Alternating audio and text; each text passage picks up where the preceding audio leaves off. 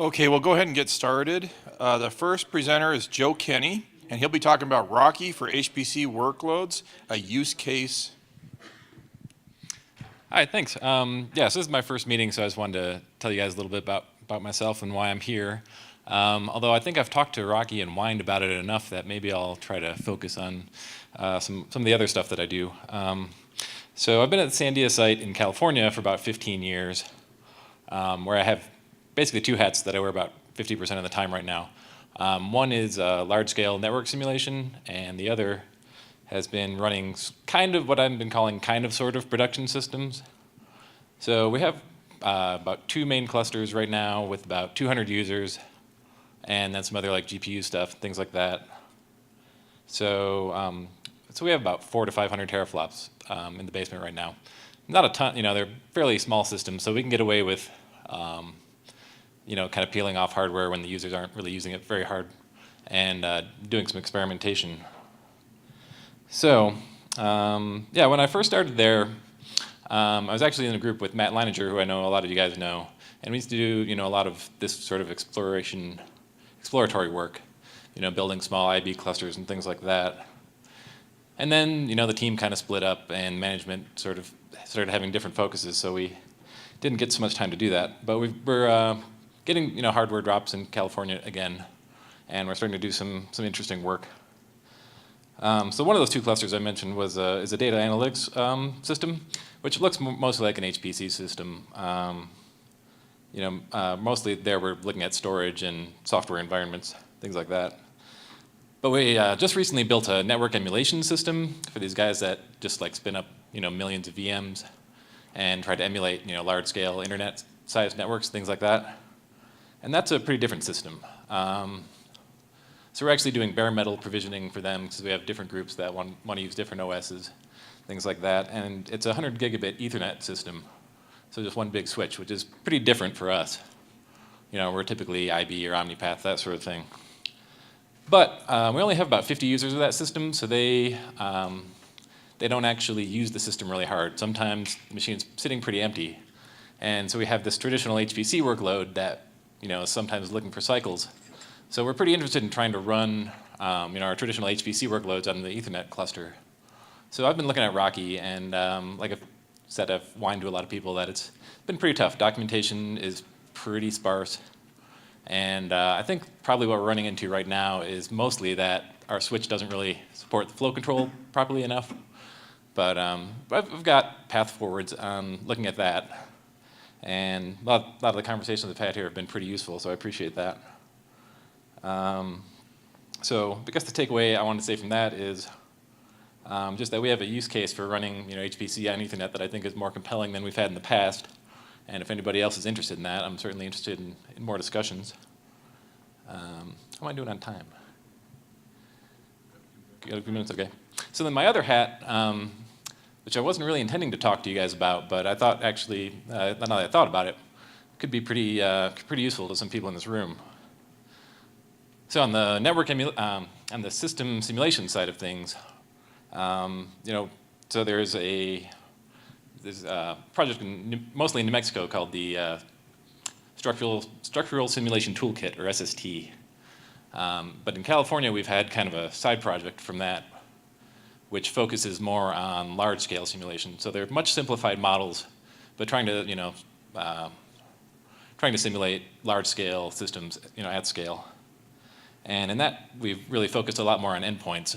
And we've made some progress recently in that, which I think could be pretty interesting for this group, which is that we've figured out a way to use compilers to assist what we call skeletonization, with the ability to run code on the simulator without, while avoiding, large memory allocations, things like that, that would swamp the system resources.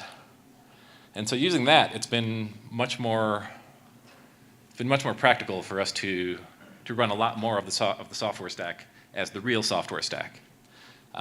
Whereas typically, most of these sorts of simulators have been, you sort of entered the simulator land at the MPI level, and then it's all the simulator below that. We're finding that with this tool, we can actually implement like the Eugenie or the verbs layer, and then we can run basically anything that sits on top of that. So there's some pretty useful and interesting things that come out of that. One is that you can do performance experiments, without having a big system. But the other thing that's interesting is that you can actually debug, because you can pretty easily in the simulator, you can go in and you can change a lot of things about your message timing, your message rates, how your network behaves. And we can do that in a deterministic way. So if you can change the way the network behaves so that it causes like a race condition in your code, then you can actually reproduce that over and over again through a debugger. So it should make it easier to debug system communication code. That's what I have. Thank you. Okay, the next presenter is Jens Domke, Yui Routing. Hello. Oh, sorry, a little bit too loud. So my name is Jens. I'm from Tokyo Tech, and it's not NUE routing; it's NUE routing, but that's fine. So it's a Japanese camera. So it's a new routing algorithm I developed for my PhD thesis, and so who knows what routing algorithms do? I guess most of you. I hope so. So yeah, good. So who knows what IB, OPA, and Rocky have in common? They are lossless. So what do lossless fabrics need? Deadlock-free routing algorithms. Because otherwise you get credit loops. If you have credit loops, you basically, your network dies. So one of the big things was how to develop a deadlock-free routing algorithm which works on any type of technology or topology as well, and also is able to deal with limited amount of virtual lanes. Virtual lanes is a thing in InfiniBand, but OmniPass has something similar, and also Rocky has something similar to virtual lane concept. So basically, that will be applicable to all of them. So there was, as I said, no really universal solution, which I wanted to develop. You had something like up-down routing, which in principle works for every topology, so you can throw it on whatever you want. But the main problem is if you do that, you have one route with up-down routing and you get really bad performance because most of the traffic will go through one switch in your fabric. You have other concepts like DFSSP routing, which I developed for my master's thesis a while ago, which is also in OpenSM, and Lash routing, but they run out of virtual lanes. So if you give it an arbitrary topology, it might route it, but it might need more virtual lanes than the architecture actually has. So we have 8 virtual lanes in InfiniBand. They can go up to 16. OmniPass can go up to 32, but still it's a limit. So that's a problem. So the goal was to combine the advantages of up-down and DFSSP into one routing engine, and to have like low latency, allow that, global bandwidth, like really good global bandwidth if you do an all-to-all or something like that, have deadlock freedom, and allow all types of topologies. And also, it needs to be fast to calculate, because otherwise, if something in your network fails, you have to reroute. You don't want to wait for an hour to reroute so that you can avoid the link which died. So those are the requirements I had for my PhD thesis. And it is kind of similar to DFSSP routing in the sense that it optimizes global balancing. So it tries to spread the path over all available links and switches. But it's taking a different approach, because DFSSP first calculates the routes and then puts them on virtual layers. So if you take virtual lanes, combine them in virtual layers, and then add the routes to those virtual layers, then you achieve deadlock freedom. But as I said, we don't have arbitrary many virtual lanes, so we might run out of them if you cannot achieve the deadlock freedom within the given set. So instead of going the path of first calculating the routes and then putting them onto virtual layers, I instead have a different graph which represents the channel dependency graph.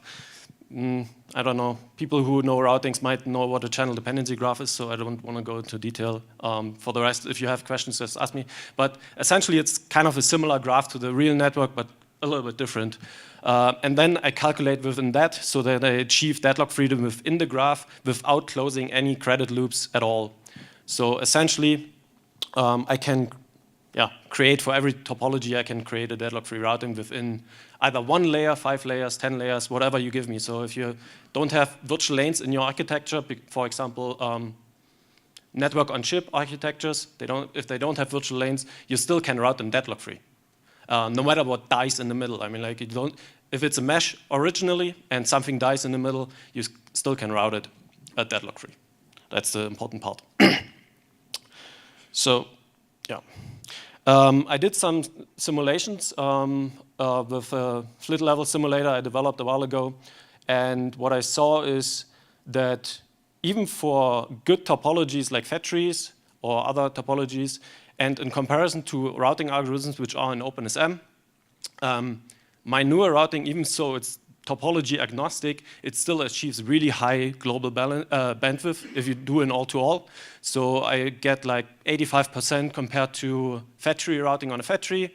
I get, up to 120% compared to another routing on a cascade network.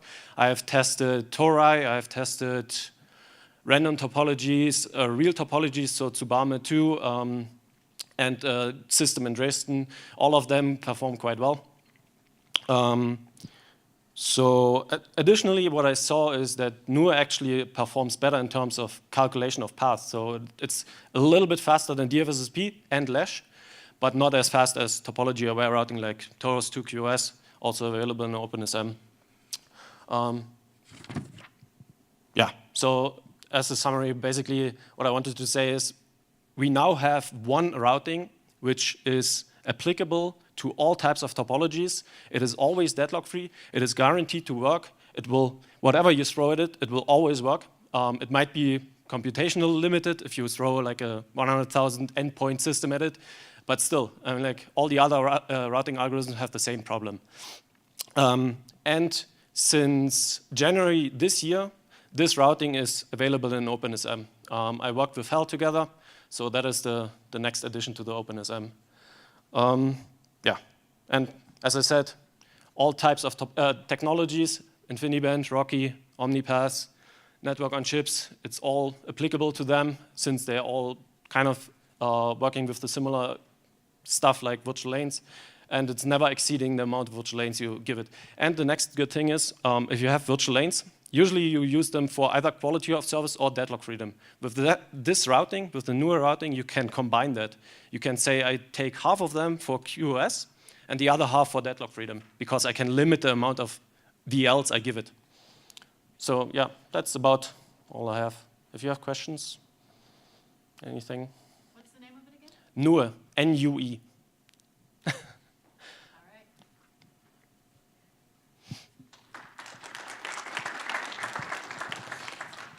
And the next presenter is Robert Ladd, and he'll be talking about student-level RDMA testing app.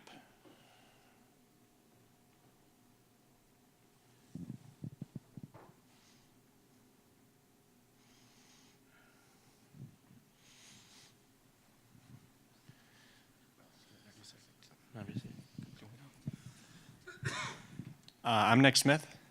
My name is Michael Tang. And I'm Robert. We're all seniors at CU Boulder right around the corner.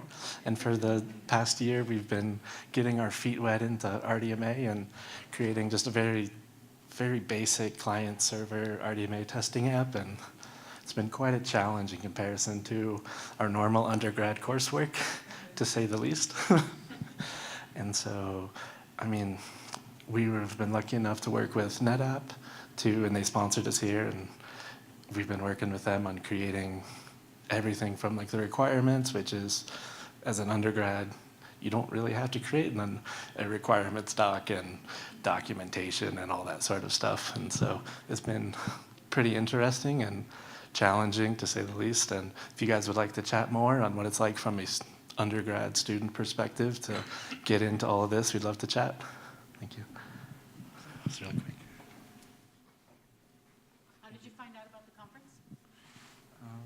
The OpenFabrics Alliance website. Cool. How did you find out about RDMA? What made you want to pursue this? Why would anyone do this to himself? Well, it was part of the senior project, and give the microphone. There we go. Let's do this. Sorry. As part of the senior project, local companies would come and they'd sponsor a project and say, we want to do this sort of thing. And then we all signed up and said, that sounds cool. Let's explore that and see what we can't do. So what's like what's the easiest thing you found to do? What's the hardest thing you've found to do? Oh, you want to take that? All right, so what is the easiest thing we have found to do? We have found a lot of good online examples, for example, the RDMA core repository, but I would say the most difficult thing to do is actually installing those repositories into our virtual machines and actually getting those, at least the basic examples to run, because we had a lot of difficulties from the very beginning, and if I can say from my point of view, the documentation was a lot more denser than what we're kind of used to, so that would be the more difficult end. We're always looking for people to do more documentation. So. Right.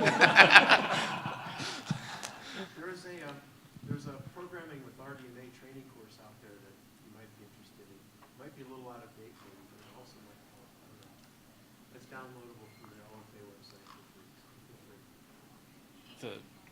The training slides on there? Yeah, there's a whole curriculum. There should be examples as well. It's a 3-day course that goes. Yep. You use that? We spent many hours looking through all those slides. Good. So. So I'm curious, if you dabbled in this some, and undoubtedly that's led to some curiosity about, so what are you thinking, what next? Where would you go with this next? I mean, I gotta believe that just being brand new to this and having been exposed to it, these thoughts are starting to pop into your head about this whole world. So what are those thoughts looking like? I don't want to put you on the spot, but I'm going to push you on the spot. I guess me personally, I've kind of been interested in the containers. So the container talk about the RDMA containers was pretty interesting to me. So I think that's where I'd like to take my focus next. You guys? Okay. You're all No seniors response. or juniors in school? We're all seniors. You're all seniors. So is this your capstone project? Yes. Cool. Any other questions? Yeah, so you said you started off with virtual machines. It sounds like you went into the deep end first. Yeah, well, while we were waiting to get hardware and set it up locally, we started doing the Microsoft Azure VM, and we never could get it working, to be honest. We tried, and I don't know whether it was how we were provisioning the machines. It was probably 100% our fault. That's not the area that I work in. I apologize. But Let's discuss offline. but I mean, we tried to do the setup and we couldn't even get our ping working. So then we transitioned to managing the servers ourselves, and then we got the setup working. So could you actually explain like what you actually produce? Because you said you did a testing app. Mm-hmm. Was it multi-node, or because one thing that's kind of missing is actually a multi-node verbs testing app. A lot of people just use MPI to test verbs. So This was not multi-node. This was just a single client to a single server Okay. to start with. all right. So if you're That looking has for been anything else to do, difficult PhD or master's stuff. Okay. Definitely. All right. Well, thank you.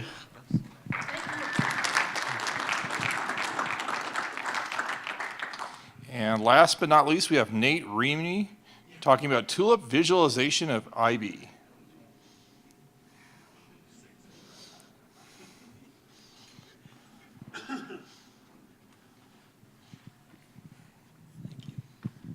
Can everybody hear me? So I work for INCAR. I'm part of the Supercomputing Services Group. So what we have to do is procurements, and we'll have lots of vendors suggest topologies and networks. And then we'll be asked the question, this topology versus this topology, which one's better? Why would I do that? Why would I spend so much money on this? And my natural response was, I have no idea. There's a lot of numbers here. That wasn't acceptable. So went about trying to figure out a way to analyze the fabrics and the topologies in a way that was relatively vendor neutral, but topology neutral, and that could be shared with others. Oh, you went up higher? Ah, that's loud over here. So, we took Tulip, which is not made for this at all. It's a node, just a node diagram graphing toolkit from a university in France. And we got it to export the topology of a fabric and the routing tables. So that I could then go and take existing tools and then share and collaborate with other people, like mathematicians, that let them help do analysis. And doing this, we could take countered information and dump it in the Tulip and look, oh, hey, our fabric isn't being used at all, or there's a hot spot over there for some reason, and the routing is just collapsing, or is actually a hole that these cables never get touched. So it's allowed us to do analysis of routing engines, especially routing chains, see tweaking it with the IB simulator from Mellanox, too. So they could understand what is going to happen on the cluster without actually having to test it on your cluster. And this has been posted publicly on GitHub under Tulip InfiniBand. And I ask that please give it a try. It should just run anywhere Tulip does. It imports IBDiagnet and IBNet Discover from Mellanox. And when I get time, I'll put OmniPath in there too, due to its slightly different setup. Any questions?